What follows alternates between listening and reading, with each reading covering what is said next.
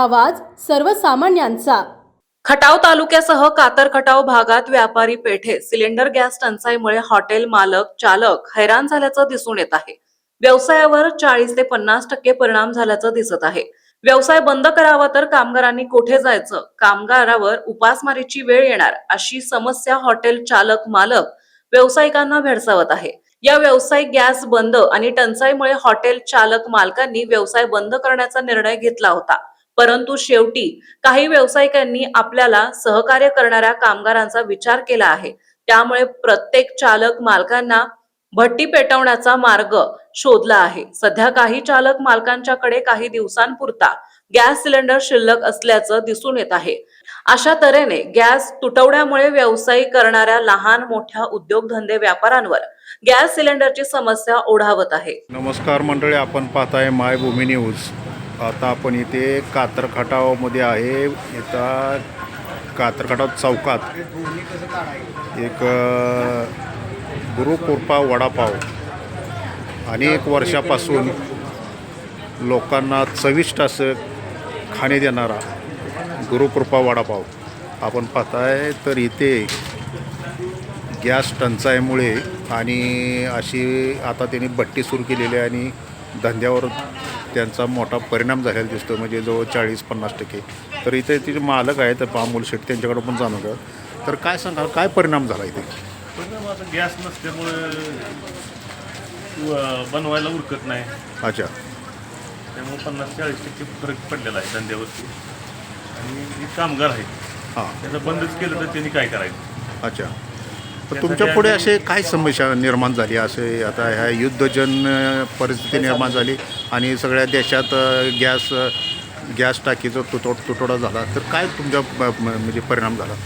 परिणाम आता पूर्ण धंद्यावर खूप परिणाम झाला आहे। बरं, आता ही भट्टी तुम्ही किती दिवस झालं सुरू केली? आज 4 दिवस झाली भट्टी चालू करून। त्याच्या आधी आम्ही 1-2 दिवस बंदच करायचा विचार केला होता, पूर्ण बंदच करायचा।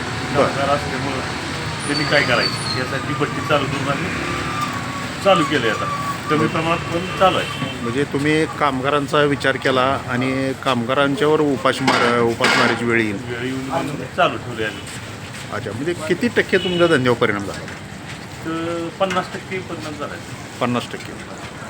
आता किती वर्ष तुम्ही या चौकात व्यवसाय करताय? 28 वर्ष झाली। 28 वर्ष।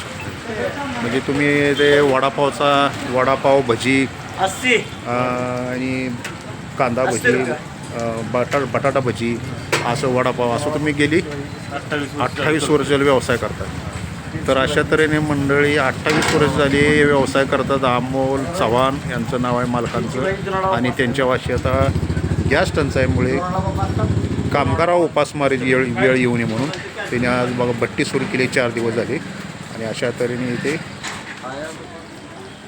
कामकाज सुरू आहे भट्टी चालू करून।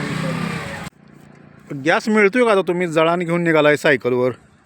जळान मिळतो, बरेच दिवस झाले, पहिल्यापासून म्हणून ते चालू। बरं, पहिल्यापासून तुम्हाला हा सवय आहे म्हणजे जळण न्यायची।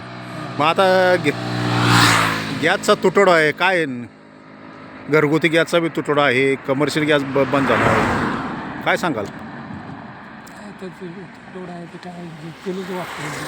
हां, चुलच वापरायला लागणार। चूलच वापरायला लागणार? काय म्हणजे नक्की आता मग घरगुती गॅस मिळतोय का? अजून तर मिळतोय।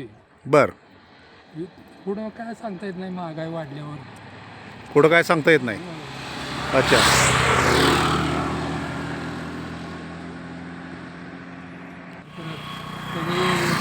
त्याचा तुटवडा येणार, गॅस मागणार तुटवडा येणार। हो, अच्छा गॅसचा तुटवडा येणारच। अच्छा, जरी असलं तरी काळा बाजार न देणार, काळ्या बाजारानं गॅस मिळणार। हां। तुम्हाला असं काय जाणवलं का काळ्या बाजारानं देतात वगैरे काय? नाही, अजून तर काय नाही। हां, अच्छा, ठीक आहे, जाऊ द्या।